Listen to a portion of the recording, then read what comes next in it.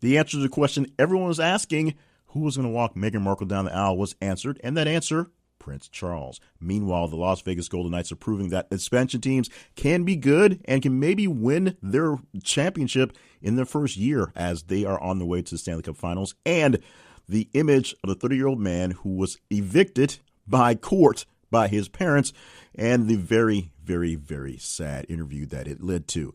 All those stories were pretty large for the week, but not large enough to make it to top 10 territory as chosen by you out there via the internet. So what stories are in the top 10?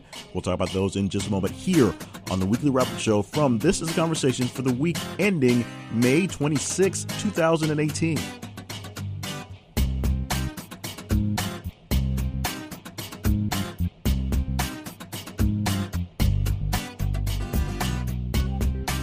And welcome to the show. I'm Jay Cleveland Payne, your host for all things coming from thisisaconversation.com and this show, the Weekly Wrap-Up Show. And if you are a regular, it's after a sort of quick, unannounced hiatus. Unexpected stopgap in the work process kept us from getting anything done last week. So we are refreshed, we are back, we're renewed, we are coming in with a strong sense of purpose and a few days extra to think about our actions and hopefully reflect on some greater things to come. Now, why are you here? Hopefully you're here because you enjoy This Is Conversation and all the conversations we have inside our social media and, of course, on our website, thisisaconversation.com. What we have for this show is all week long, we go through all the great stories and some not so great stories and some in between stories and post them via our social media feeds and our website so that you can get a chance to tell us which ones are most important. And it's very simple. Follow us on Facebook at This Is a Conversation. Follow us on Twitter at @TH_conversation. And as you see our stories pop up into your news feed, they come in from various different news sources, and they're mostly replicable. We go for the best ones we can, and sometimes we do fringe a bit, but you find the story. You see the story. If you like it, if you love it, you hate it, if you want to reply to it, you want to react to it anyway, you want to share it, you do that. And the more interactions you give to a particular story, the higher it gets a ranking, more counts into its engagement. And at the end of the week, we put it in a spreadsheet. We do some addition. There's some division in there somewhere. I think Abacus is involved somehow. And we get a ranking from top to bottom. This week from 1 to 119 separate stories posted throughout the week. And we'll give you in this first segment the top 10 stories, counting them down from 10 to 1. In the middle segment, we don't have an interview again today, and it may be a while before we get a chance to work that in there. We're so glad to get a couple of interviews back into the saddle, and we're working on timing to make that happen as a better result. But we'll do some serious housekeeping on how we may be taking this show in not quite a different direction, but some different things we may be doing to liven it up to make it ready for radio. As I said, one of my main goals is to get this on some radio stations, and there's a couple bits of feedback I've gotten, so we may do some shifting on there, and it's going to stay in the time allotted. Meanwhile, we're going to hopefully stay in time allotted. That's an issue as well. And in the final segment, we will wrap up with all the things we missed, including 119, the almost relevant story this week, the story with the lowest ranking inside the 8-ish days we have to play with. Plus, we round out the top 15 stories that almost made it into the top 10 and get in as many other headlines as we possibly can as time allots. So let's go ahead and get in with the show today, starting with number 10. This story sourced from Reuters, but unless you've been living under volcanic rock for a while and out of the news loop, you've heard about what's going on in Hawaii. The headline for this one at number 10 is Hawaii reports first serious injury from volcano. Reading a quick bit from the actual article that we had, which we posted, by the way, on Sunday the 20th of May. Here's a little bit from that article. A stream of lava blocked a Hawaii highway on Sunday that swerves as a escape route for coastal residents, while the first known serious injury was reported from fresh explosion eruptions from the Kilauea volcano. A homeowner on Noni Farms Road who was on the third floor balcony and had his leg shattered from his shin to his foot when hit by a lava splatter, said Janet Snyder, a spokesperson for the Office of the Mayor, County of Hawaii. She added the lava splatters, quote, can weigh as much as a refrigerator, and even small pieces of splatter can kill, unquote. No other information was immediately available. Now, this, of course, brought up the whole lava bomb thing that popped up across the week, where bombs of lava, literally lava splattering into the air and hitting things and blowing up like little bitty bombs. And, of course, we also got the term that was lava and haze when the lava that was coming down the volcano was finally reaching the ocean, was turning into a haze, mixing lava with haze and causing issues such as sulfuric acid being sputtered into the air and tiny shards of glass from the hot molten lava hitting the cold water, becoming an issue for tourism. Now, the other thing about this issue is the mayor of Hawaii is saying that the governor of Hawaii saying that the Big Island is still open for business, still open for tourism, even though this national park where all the volcanoes are coming from, all the lava is coming from, is obviously closed because of issues at that location.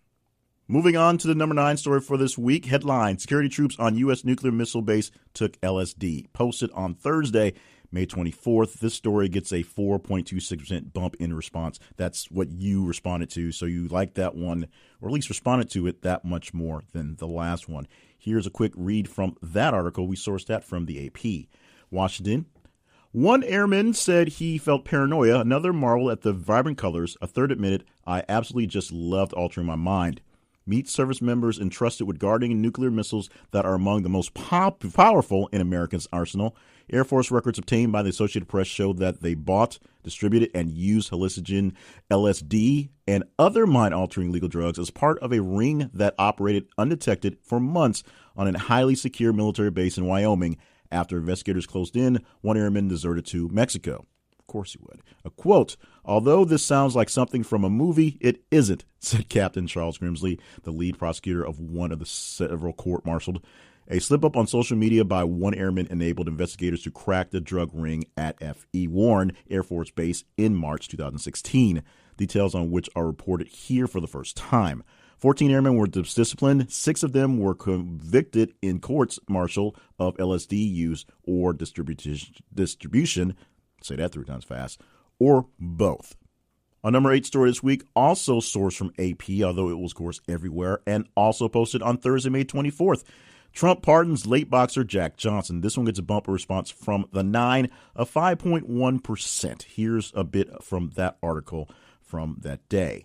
President Donald Trump on Thursday granted a rare posthumous pardon to boxing's first black heavyweight champion, clearing Jack Johnson's name more than 100 years after what many see as a racially charged conviction.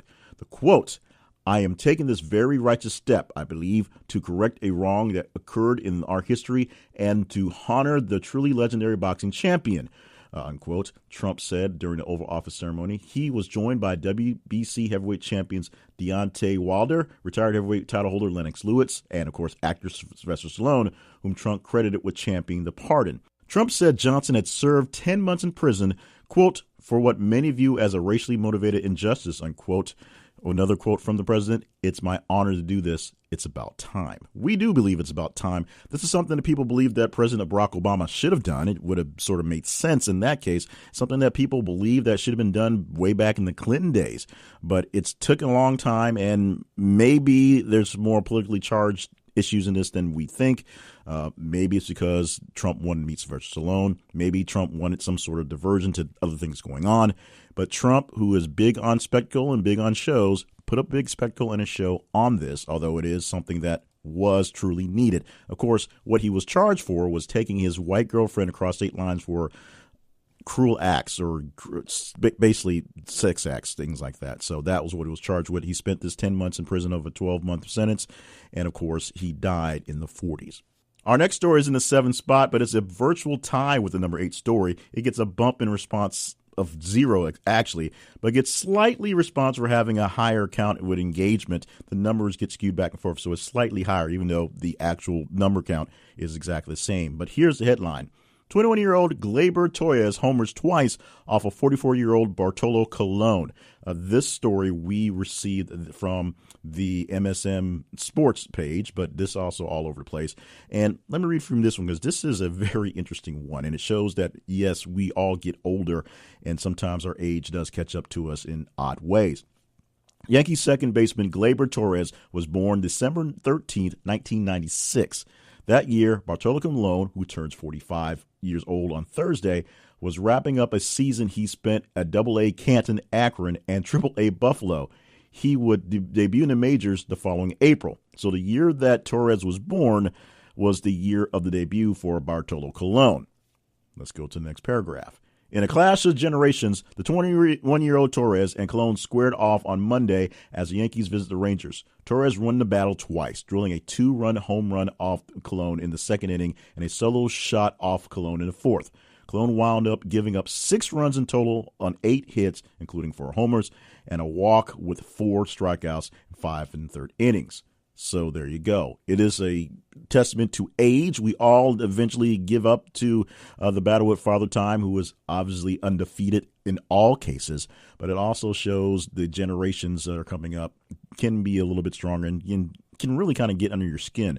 Literally, the day that Torres was born, Bartolo Colon was getting ready to make his major league debut. So 21 years into the majors, the 21-year-old is showing him up on the mound. Another story we seem to source from MSM Sports. It seems to be a big hit for this week. This one came out on Wednesday, May 23rd. The headline is Milwaukee police release footage of cop using taser on Sterling Brown. This one gets a bumper response from the 7-8 of 1.94%. That's a jump into the 6th spot here. Reading from the article that we have from MSN Sports. Milwaukee Police Department released on Wednesday highly anticipated body camera footage of one of its officers using a taser to subdue Milwaukee Bucks guard Sterling Brown in a Walgreens parking lot early this year, and said it determines members of its force acted, quote, inappropriately. Police Chief Alfonso Morales said officers, quote, were recently disciplined, unquote, without providing details. Officers used a taser to and arrested Brown, now 23, in the early hours of January 26 after the arresting officer noted the athlete's car parked across 2 handicapped parking spaces at a local Walgreens. Soon after, the officer later wrote in a police report, Brown emerged from the store and stood within arm's reach of him, refused repeated requests to step back, and became, quote, very aggressive. More from the article, because this was a big deal. The officer subsequently called for backup, after which Brown physically resisted officers' attempts to handcuff him and was taken to the ground in a controlled manner, the officer said in the report.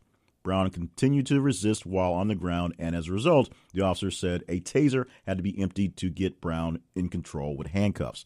Brown was booked and received a $200 parking ticket, but after looking at the reports and body camera footage, authorities decided against the arresting policeman's request to have Brown charged with obstructing an officer. An internal affairs investigation was opened soon after, as one would expect. So a parking violation, parking doubly in a handicapped spot, got a NBA superstar tased. Yes, that happened here in America. We move on to our number 5 story this week. This gets a bumper response, 126.6% from the 6th story. And trust me, the numbers get even crazier from there going on to number 1. Let's start off with this one where we're at, the number 5 story. The headline we have, Baltimore County police officer shot and killed, the governor says. As I said, posted on Monday, May 21st. This is the article that we got it from CNN, from their website. A bit from the article. A Baltimore County police officer was shot and killed Monday afternoon in Perry Hall, a community northeast of Baltimore, Maryland Governor Larry Hogan said on Twitter. Suspects are still at large, according to Baltimore County Police Chief Terrence Sheridan. The incident took place around 2 p.m. when the officer responded to a 911 call about a possible burglary with 4 suspects, Sheridan said. While the governor said the officer died from the shooting, the police chief said the nature of the officer's injuries are unknown until the medical examiner does an autopsy and determines a cause of death. The officer was taken to the hospital where he was pronounced dead at 2:50 p.m., according to CNN affiliate WJZ-TV. Sheridan said the officer was wearing the activated body camera that investigators are examining. Quote, we are now investigating this as a homicide, Sheridan said in a press conference Monday evening. Suspects are believed to be armed and dangerous. There's no real update to this one, so we don't know the full story or fuller story past this, but we received this one, and this was just one of many deadly stories that were on this week, and most of them on the high end of the top 10. We'll see that come moving forward in just a minute.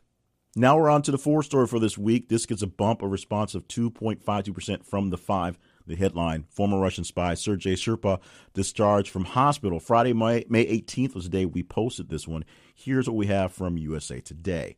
Former Russian spy Sergei Sherpa has been discharged from a British hospital more than 2 months after he was poisoned with nerve agent, officials say Friday. Sherpa, 66, and his daughter, Yulia, 33, were found unresponsive on a bench in Salisbury in southern England on March 4th. The two were taken to Salisbury District Hospital in critical condition. Yulia Sherpa was discharged from the hospital last month. Salisbury District Hospital announced Friday that both patients have been released. The father and daughter have been taken to an undisclosed location for their safety. Now, the backstory on this, I won't go into the full article we have. The backstory is the fact that Sherpa, which I'm totally butchering, is a former Russian spy. We said it in the article. And because of that, the Russians don't really like him living freely in London. And so they found a way to get at him, and they've been doing this thing pretty recently. The nerve agent thing is kind of their current little deal, maybe because it works so well for Kim Jong-un killing his half-brother that, the Russians say, hey, this thing might be something worth doing. And so they found a way to discharge or give the nerve agent to the spy and his daughter, who almost died from the incident. As we said, the number 4 story for this week is the Russian spy is now out of the hospital doing much better, but we can't tell you where he is because, well, one attempt at his life is more than enough. We will cover the big school shooting in just a moment. It turned into a super story, and we'll get into how that happened as we get there. But first, what looked like to be a very quick copycat turned into something a little different, but still just as violent and deadly. The original headline, multiple people shot at Mount Zion High School, police say. The updated headline was 2 arrested in shooting near Clayton County School after graduation. This story is the number 3 for the week. It gets a bumper response from 4 at 34.84%. We posted this on Friday, May 18th. So let's get to the story. We got this from the Atlanta Journal-Constitution's website. Here is the updated story. Clayton County Police have made 2 arrests in Friday night deadly shooting in a parking lot across the street from Mount Zion High School. The names of those arrested and the charges are not being released, as additional charges are expected. Clayton Police spokeswoman officer Marcia Davis said. One woman was killed, another was injured when gunfire was exchanged around 8 p.m. The lot at the high school was being used as the overflow parking for the Perry Career Academy graduation at the Clayton County Performance Arts Center, which is across the street on Mount Zion Parkway. Perry Career Academy is an alternate high school in Jonesboro. The ceremony had recently ended when the women were shot, but the incident was not related to the graduation of the high school, according to the school district. So while we thought initially this was posted as a school shooting late at night, and then we heard it was at a graduation ceremony, we're finding out that it was not so much related to the graduation ceremony or the school, yet still a very, very dangerous situation. So thoughts and prayers go out to all the people dealing with the aftermath in that response. Unfortunately, the headlines get deadlier and deadlier as we get closer to the top. Let's go to the number 2 story right now. Originally posted, Panama City police respond to shooter barricaded in apartment complex. This was updated to this. Florida police report 2 dead after standoff at Panama City apartment complex. The update to the story. The gunman was found dead and after soaking his apartment with gasoline. That's in the line there. More from the story from the Huffington Post. That's the source we got from this one. A Florida man suspected of killing one person and injuring another has died inside an apartment complex in Panama City. The Bay County Sheriff's Office responded to Huffington Post. Authorities were surveilling Kevin Holroyd's home in connection to a homicide in nearby Walton County earlier on Tuesday, city officials confirmed to HuffPost.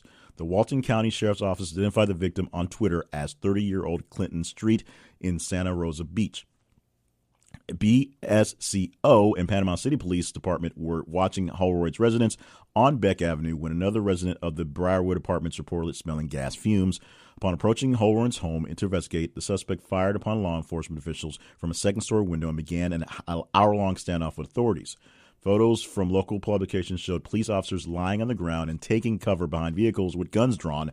The scene of the shooting was roughly 40 miles southeast of where Street's body was discovered earlier Tuesday. Multiple agencies responded to the scene, including Florida's Fish and Wildlife and Florida Highway Patrol during the standoff. So this became a very, very big thing.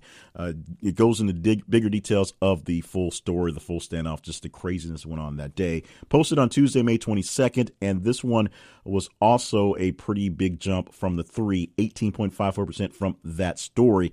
It just seemed like a very deadly weekend.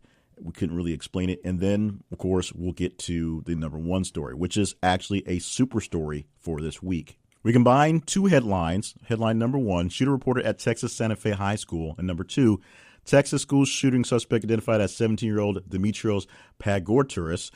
They were together the top two Twitter stories, and combined they were a super story. This one gets a bump in response from the number 2 story of 184.87%.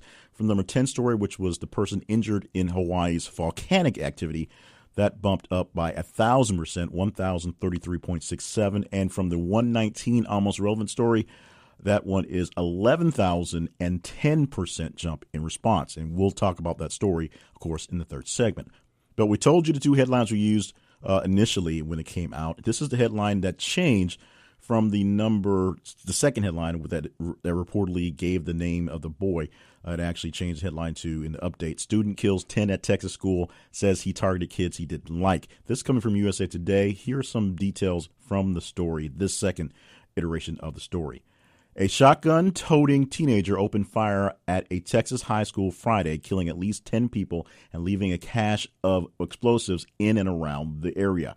9 students and 1 adult were killed at Santa Fe High School in Santa Fe, Texas, amid gunfire that erupted before classes began, a law enforcement official not authorized to comment publicly told USA Today. The suspect was later taken into custody.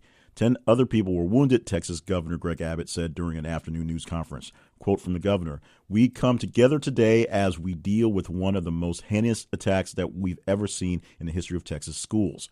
It's impossible to describe the magnitude of the evil of someone who would attack innocent children at the school. The attack once again heated up opinions about gun control laws and how to stop America's gun violence."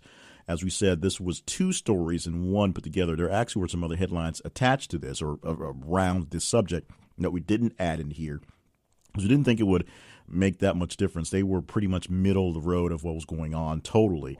But because these 2 stories are literally 1 and 2 and were so high in the response, we went ahead and made them a super story and put it out for there. As you may have noted, there was no high Facebook story in the top 10. We'll discuss that in just a bit and get into some other things with our housekeeping for the week. So thank you for, of course, helping us make this top 10 the most important stories, as we say, as per you. And we don't just say that. We make that happen, or you make that happen by just following us on social media. Twitter and Facebook, you respond, you react, you reply to the stories, and those interactions give us what's the most important stories of the week, not just what the chyrons are stuck on TV. Because, yeah, we know that Trump did a thing. Trump does lots of things.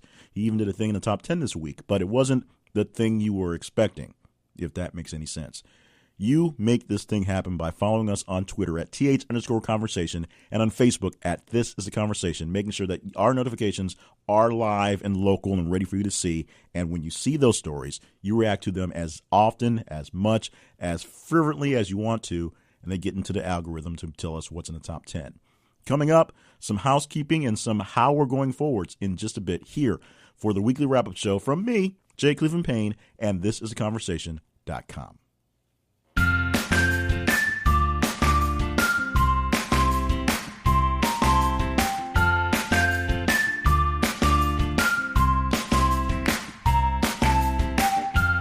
It's been a while before I did any hyping of the website. This is theconversation.com, the main website, because we've been doing some changes, some shifting, some meandering, some mucking around, to be honest, on the purpose of the site and what we do for our full mission. We've put more focus on this podcast and reaching out to the community for you, but we're now starting to reach back out and look for more people to do the survey stuff. We didn't really kill the survey panel, but we're looking to do more things that are more informal type surveys. We're looking for more informational surveys. We're not going to do as many of the paid things. People who are in it are still in it to take care of what's going on.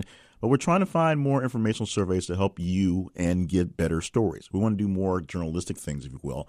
So we'll be reaching out to you in the upcoming weeks on how we can do that. We'll be sending out surveys to all of you in various ways to find out how we can get in contact with you to talk about things. We'll do the same topics, all sorts of type of topics. What are your views on things? What's the slant we should look at too? And what things should we check in out more often? Now, while that was not quite grammatically correct, I think you get what I'm saying here. We want to have more conversations, more great conversations, but we need to know how those conversations should be led. We know how the stories of the week are led because we come up with the stories listing, we put them out there, and you can respond to those. But we want to get your direct response on direct issues, and we'll be doing that very soon. So look out very soon for information on how you can be a part of these new surveys. Now, remember, this is not the survey panel. This is not the get paid to do survey panels we had for a while, but this is a way to get in touch with you and have more conversations and hopefully get more of you in our conversation Facebook group for more extra chatty stuff there. So look out for that. You can look for our Facebook group and maybe start from there, but look out for more of us asking more of you in the upcoming weeks.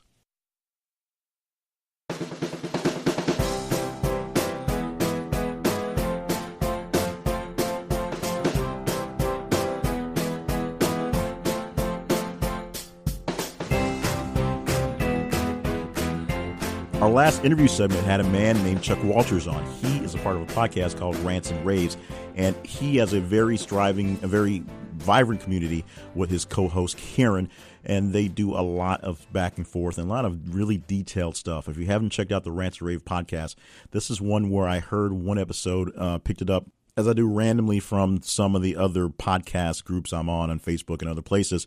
But this was one where I turned it on and listened to a full episode without stopping. It was probably 35 minutes or so without interruptions, and instantly started tweeting about it, Facebooking about it, telling folks about it. And when they put a link to join the group, I would gladly accept it because I was so jazzed about it. It's the most fair and balanced and used on purpose podcast there. So there's another plug for Rants and Reasons podcast. Go find it. It's on Podbean. It's on Stitcher. It's on iTunes, wherever you want to look for there. In the meantime, we had an issue with that interview, and the issue was the fact the interview was extremely long. I've been working to tighten up things, and brevity has been the buzzword here. But we had two big issues with brevity. Number one, the segment one, the top 10 segment, was kind of long. The interview was very long and very interesting, so even though I chopped out a good couple minutes of it, the timing or the timeout for the podcast suffered for it. We didn't do the running out of time headlines because we were already past time by the time we got there. So we basically just did the almost relevant story and the top 15 stories and moved on from there.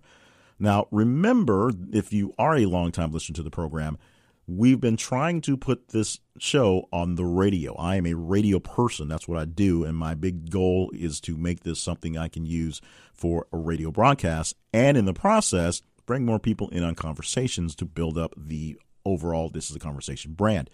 There have been some feedback from some stations, including some people I work with, on how to make this work. And we'll be doing some tweaks and some twinges inside the next couple of weeks. One thing that will probably happen, because I don't think I can shorten the time in the first segment, is we'll probably turn this to a 4-segment show. It'll be a top 5, or I guess 10 to 6, then 5 to 1, and then the interview or housekeeping, and then the wrap-up segments. Just because the timing and the flow, having the first 25 minutes or something being a full segment without a break makes it very hard for some stations to get in their time, even though we built in enough time for them to have plenty of commercials, which is also the issue. We'll still have the same amount of time limit on it, 46 minutes or technically 45-50, so there's 10 seconds for an ID there. That's essentially what we're looking at, how to make that work to our advantage, keeping things going. We like the way things go. The biggest issue is getting more interviews, because it's the interviews, I believe, that makes this thing really special. It's great to have you guys pick and choose the stories that go into it, but the fact that we do the brackets game in the interview segment, and it's a chance to do interviews with various people, it's a great thing for the podcast. Now, the big hang up on this is the fact that they have to be people who are kind of knowledgeable about a good chunk of the news, and you've seen from or heard from some of the people who really aren't that knowledgeable. But luckily, there's something in there that catches their attention that they can talk to. That's why we take the diversity of figuring out which stories come from you and then parsing them out so they get a chance to pick from the list and not just talk about all the stories, or we'd be here all day long. So we're working not even behind the scenes with you, I guess, and we're working to send out information from you on how things work out. But we're probably going to turn this thing into a 4-segment show, so I have to do some finagling, some maneuvering for that one. which, might mean more commercial breaks, more interruption breaks inside the show.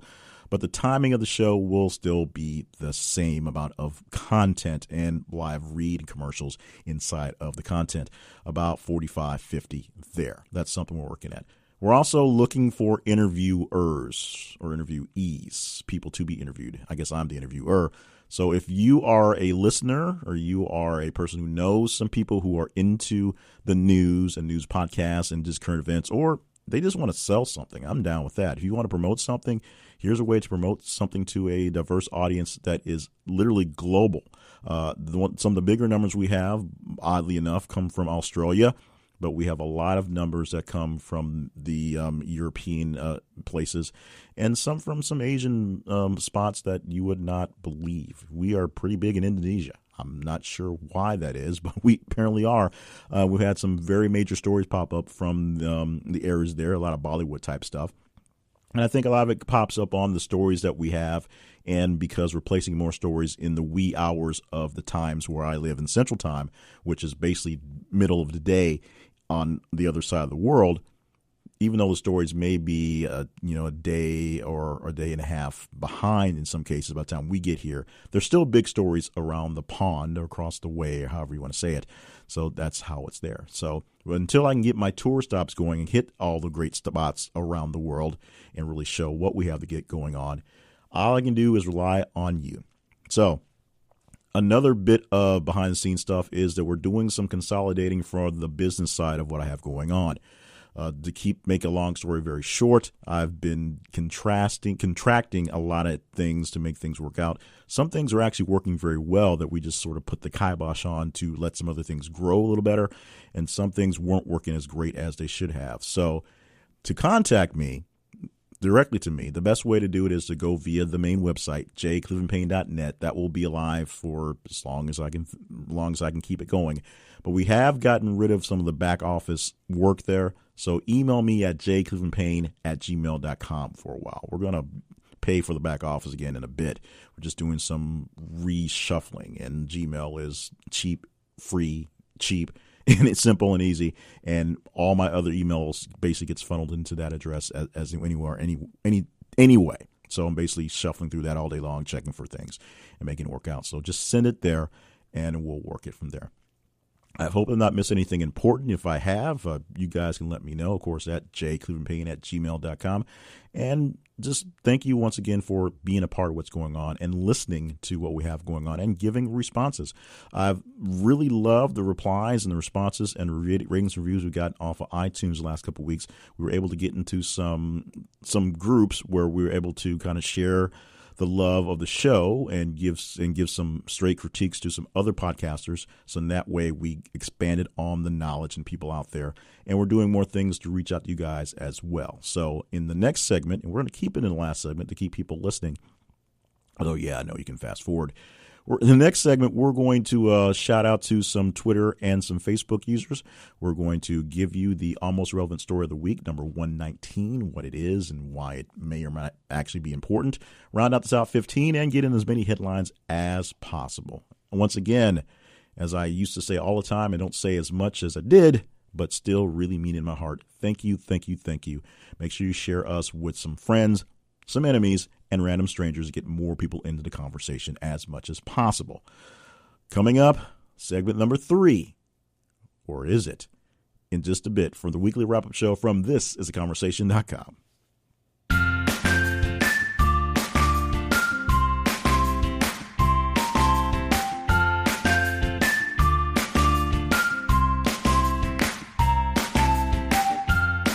Smart speakers, smart TVs, smart watches, smart clocks, smart TVs. We've said that already. Smart refrigerators. So many devices are coming up that are quote unquote smart. That means they are internet enabled, the Internet of Things, if you will, that you may have some issues with all these things talking to each other or talking the right way to themselves and eventually to you. It's not just as simple as plugging up and letting the internet fix it these days. Sometimes it takes a little bit of extra effort to get the right things going the right way and the right communication lines in all the smart things talking so they talk to you the right way. And Pulse can help you out. Pulse started out as a company that showed up to do your cell phone repair on instantly. You called them up, they came in, they fixed it, they walked away. They added into plenty of great features and plenty of great services, including setting up TVs and smart speakers and home systems and networks of all sorts. So all you do is make one call and you tell them what items you have to be connected. They connect them, they set them up, they do what they need to, and of course, they still fix cell phones. So if you want to get a little help and get all your smart things smarter, then just contact Pulse and they'll take care of it. And the best way to do that is through us. Go to thisisaconversation.com/PULS. Thisisaconversation.com/PULS for a great deal on great setups for home setups and just repairs of various smart things from Pulse.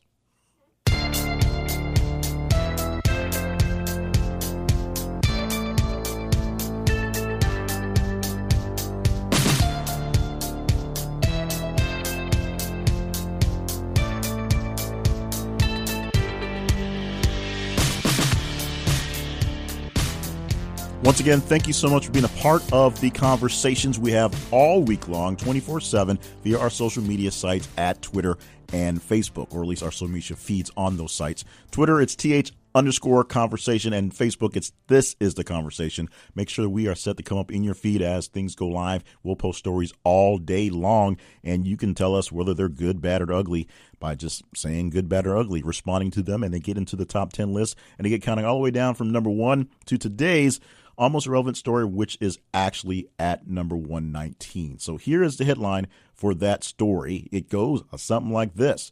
Director of Federal Prisons resigns after clashes with Kushner, Sessions, says report. This posted this morning, the last post we had this morning, which tends to be where the ones come in. They're the latest posts that come into the system, and they don't have a lot of time to germinate. So maybe this thing will grow over the next 7 days.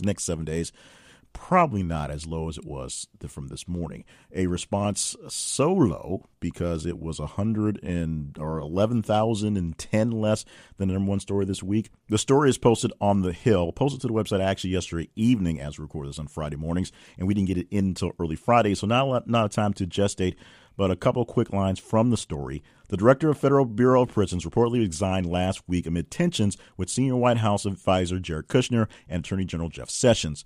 New York Times reported Thursday that Mark Inch submitted his resignation while complaining that Kushner and Sessions had cut him out of the major decisions that flouted, quote, departmental norms, unquote. Sessions hired Inch last August, praising the retired Army general's qualifications for the role. However, Inch allegedly struggled to navigate his position as Kushner and Sessions each pushed for their preferred reforms, that's what it is, to the prison system. As you expect, the people who are actually in charge want to push their route as opposed to letting the guy they put in place make the thing happen. For guys like that, including especially high-ranking Army officials, they're not big fans of being told what to do all the time, especially when their job is to supposedly tell people what to do. So it didn't work out so well for that. White hasn't. His name isn't White. His name is actually Inch. Inch has left the building.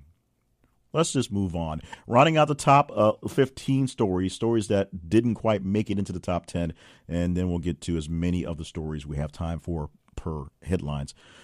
This one headline reads, Barack and Michelle Obama strike a multi-year production deal with Netflix. We got that off of CNN, but this, of course, another one that was big everywhere. Oddly enough, the Obamas aren't hurting for jobs and money after their stint as 8 years in the president and White House jobs. They now will work both in front and behind the camera in a multi-year production deal with Netflix.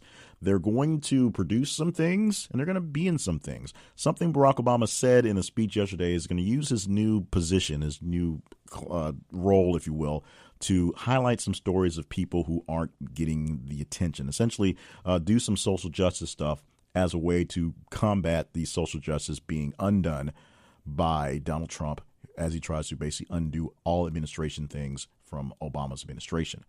We'll see, as we often say, how that all works out. Moving on to what was the 12th story this week, and this was the story wrapping up, although it was early in the week, the culmination of joy and love that was the wedding between Meghan Markle and Prince Harry. the headline we put down, Prince Charles, who walked Meghan Markle down the aisle at her part at wedding to Prince Harry.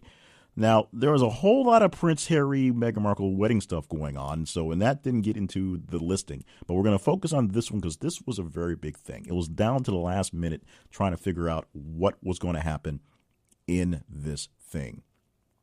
Remember, Meghan Markle's father, who lives sort of secluded in Mexico, got duped by some paparazzi guys to put up some fake pictures of him supposedly getting ready for the wedding, and that got exposed as fake, and they exposed him as a fake, and they did all this stuff on there to find out that he was having heart surgery 2 days before the wedding was happening and couldn't come anyway. So the kerfuffle about whether the father was uninvited didn't really make a difference because he literally could not travel. There's a good bit of strife on both sides, but it's a little weirder on dad's side and mom's side, apparently. But we found out that Meghan Markle, of course, walked most of the way by herself, and then Prince Charles basically finished up the act, walking her down the aisle. Let's move to the number 13 story this week. Canada restaurant explosion. 15 people injured at Bombay Bell near Toronto. We go to CNN for this one with the updated headline. 2 men wanted after blast injures 15 people at restaurant near Toronto. Of course, updated from the 10. Manhunt is on in Canada after 2 men detonated an improvised explosive device, injuring 15 people late Thursday inside a restaurant in Mississauga, Ontario, near Toronto, police said.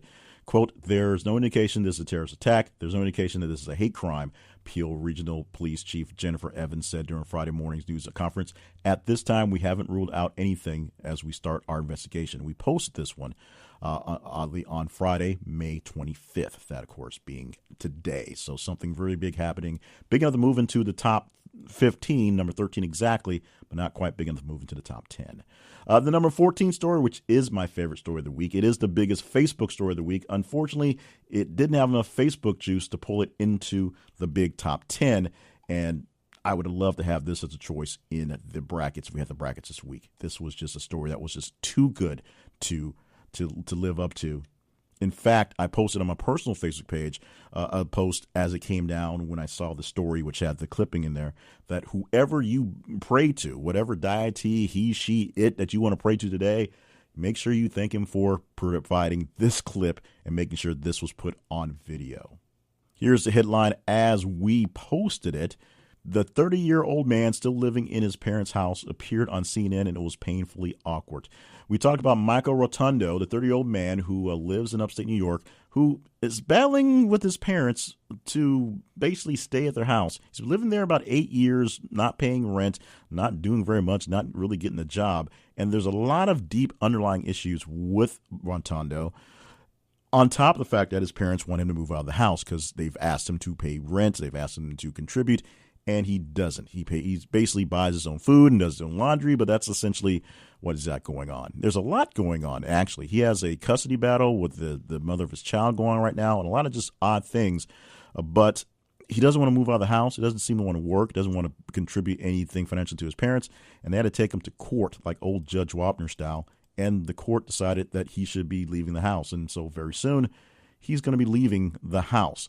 But what made this whole story even weirder or worse or awesome, if you're like me, is that he went on television, the TV, with CNN's Brooke Baldwin, and Brooke Baldwin did her standard straight-up interview thing, and he was just weird. And this is one of those things where I'll talk about in my Mastering Your Message course about open-ended questions or not asking open-ended questions. Essentially, you're not supposed to ask yes-no questions because people will say yes, no, and won't actually go into the question when real people who do interviews know how to follow up. This guy just did yes, no questions, 2 questions that were open-ended that allowed for him to explain it, and he wouldn't answer very much. He stopped to drink a bottle of water in the middle of a sentence and things like that. It was painful. It was horrible. It was the most glorious interview I've seen in weeks on television. Moving on to the number 15 story this week, and this is another awesome story as well. The Vegas Golden Knights are headed to the Stanley Cup Finals in the first year of existence. This is something that is amazing. As a sports fan, we do a lot of sports here. It gets on here all the time. And as a somewhat hockey fan, I watched during the playoffs, and I watched the big storylines. Of course, here in the South, we had the Nashville Predators have their run about 2 years ago. The world itself and the Stanley Cup fighters, the hockey fans, are very much either stunned. They're all basically stunned. They're either all for it or up in arms because this expansion team, the first to ever go to a championship game in their first year in any sport, the Las Vegas Golden Knights, playing in Las Vegas, playing as a bunch of scrappy players who all thought they were cast-offs, have a chance to win. Now, here's the other thing. The Washington Capitals with Alex Ovechkin, who is the only guy basically second to Sidney Crosby, which is saying a lot for those two guys, who basically doesn't get a chance to play for any titles because he always gets bounced pretty early. This is the first time he's made it to the Stanley Cup Finals, and he essentially should be the hero, but he's set up to play the villain if they can beat the Golden Knights. The Golden Knights is maybe set up for bandwagon status, but you know what? There's always a few extra seats on a bandwagon, if you know what I mean. And if you know what I mean about time, we are all out of time. So no other extra headlines for today. Got a little long in the back segment. Well, that was weird. Thank you so much for being a part of the conversations and the weekly wrap-up show. To be in it, to make sure your vote counts, make sure you follow us on Twitter and Facebook, th_conversation, and This Is a Conversation, respectively.